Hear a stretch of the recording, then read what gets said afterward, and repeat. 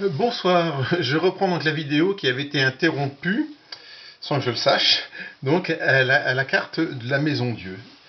Et comme je le disais dans la vidéo, on voit que la carte est presque séparée en deux. Un côté sombre ici et destructeur, et un côté, mais plus grand, clair et bénéfique en réalité. Cette carte était autrefois vue comme beaucoup plus négative, c'était entièrement détruit ce qui se passait. Euh, mais cette carte se dévoile rarement seule et l'environnement, c'est-à-dire l'entourage des autres cartes, est primordial. Dans tous les cas, il y a quelque chose de bouleversant, de brutal, d'inévitable, mais bien souvent de salutaire et bénéfique, qui se produit dans des conditions totalement inattendues et imprévisibles. Vous voyez que ce qui peut être négatif pour certains est apparemment très positif pour d'autres. La carte suivante, l'étoile. L'étoile est une carte claire, très claire même. Avec elle, vous êtes en parfaite harmonie, vous et votre entourage. Elle vous montre le chemin, elle sait où elle va et vous y emmène avec certitude. Vous suivez le bon chemin avec elle. Vous tirez cette carte, et ben c'est que vous suivez le bon chemin. L'étoile est un arcane majeur qui est toujours positif dans tous les domaines. Dans ce jeu, c'est une carte claire malgré la nuit. La carte suivante, la lune. La lune, ça signifie, pour tous les jeux de cartes, tous les tarots, l'illusion, le rêve plus que la réalité et le mensonge. En effet, cette carte est très souvent, dans ce jeu-ci, mais aussi dans d'autres, très souvent coupée en quatre, comme cela. Deux moitiés là et deux moitiés ici. La partie de droite, avec la jolie tour, le joli chien, en fait n'est pas réelle parce qu'elle ne se reflète pas dans la mare, dont on dit que souvent on la représente avec une écrevisse qui correspond au mensonge. La lune, dont on dit qu'elle est menteuse dans certains proverbes, en fait, on s'aperçoit que même si elle aimerait être plus forte que le soleil qui est derrière, en fait, c'est pas la réalité. En réalité, elle est qu'une demi-lune, quoi. Et on ne sait pas quelle est la réalité, si c'est donc ce qui est en bas, ce qui est en haut. À droite, on sait que c'est le mensonge ou la rêverie et l'envie. Elle annonce un état de mal-être, cette carte, morale ou physique, et un étouffement par le milieu familial et l'angoisse.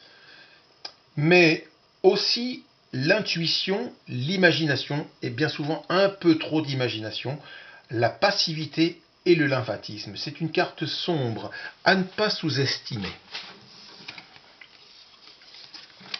Au contraire du soleil, qui est une carte claire. Avec lui, le soleil, tout s'éclaire, vous rayonnez de bonheur et vous partagez et partagerez la joie, les idées, le succès, l'amour ou l'amitié, clairement et franchement. Cette carte profile d'autres qualités, union très harmonieuse qui est dans ce jeu-là aussi symbolisée par des jumeaux. Si vous regardez bien les visages, ce sont exactement les mêmes visages. Merci la technologie.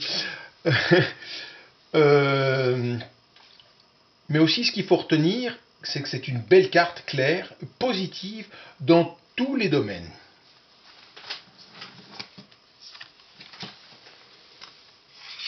Le jugement.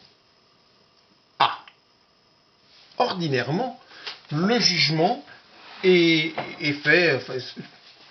C'est un dessin qui représente un ange qui souffle de la trompette dans les oreilles des gens. Certains se lèvent de tombeau. On peut supposer que d'autres pas. En tout cas, tous ceux de la carte se lèvent et se mettent à prier. J'ai un peu rénové, réinterprété le fait que c'est quelque chose qui arrive subitement. C'est toujours quelque chose qui arrive subitement. Alors, j'ai préféré faire plutôt des cadeaux qui s'ouvrent rapidement, subitement. On ne voit pas l'intérieur parce que peut-être vous avez quelque chose dans une boîte, dans deux boîtes, trois boîtes, quatre boîtes. Par contre, vous avez toujours dans au moins une boîte. c'est toujours valable pour l'un des domaines. Mais ça arrive avec force et ça vous bousculera fortement jusqu'à parfois provoquer une grande remise en question, voire une certaine renaissance. Cette carte annonce toujours quelque chose de positif.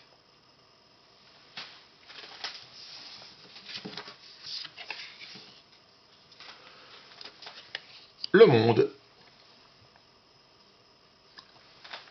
Ah, le monde, je vais l'associer avec une autre carte du monde de Madenier, dont je me suis inspiré d'ailleurs aussi pour la taille, parce que je trouvais que c'était une très bonne taille de carte, et de la qualité aussi.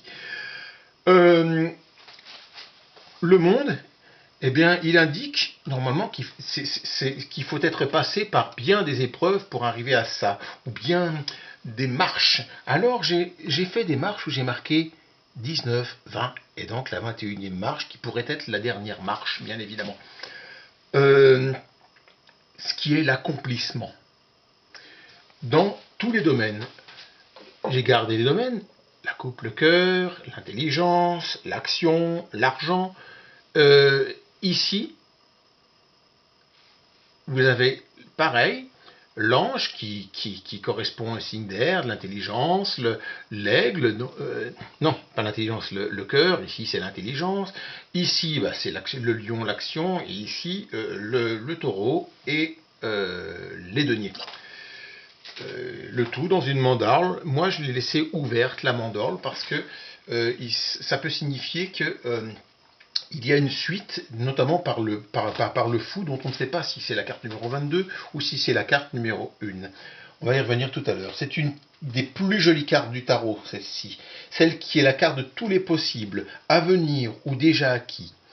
Tous les atouts sont présents et vous permettent d'avoir tous les dons pour réussir. Bref, vous êtes comblé.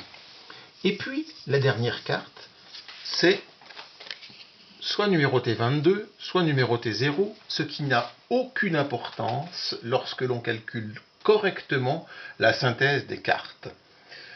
Le fou, c'est vraiment la personne qui agit sans réfléchir, d'un seul coup. C'est une personne impulsive, qui va essayer, qui s'illusionne parce qu'il va essayer d'attraper la lune alors qu'en fait il a déjà tout et qui est prêt à tout laisser pour pouvoir aller de l'avant. Selon lui, c'est progresser, et selon son entourage, c'est bien souvent une déception. La carte du fou n'est pas négligée non plus, c'est une carte qui est sombre. Il vaut mieux la recouvrir pour comprendre exactement dans quelle galère ce fou se jette. Est-ce qu'il va réussir à attraper la lune? C'est rarement le cas. Ou est-ce que sa chute sera rattrapée par autre chose? Il faut la recouvrir avec une carte mineure qui vous dira certainement qui affinera certainement ce jugement. Voilà, ce sont les 22 premières cartes de mon tarot, le tarot de Marseille illustré. Un peu plus tard, je ferai d'autres vidéos sur la comparaison avec les tarots de Marseille existants, ainsi que après, bien sûr, sur toutes les mineurs de mon tarot, le tarot de Marseille illustré. Je vous remercie bien de votre attention et je vous souhaite une bonne journée. Au revoir.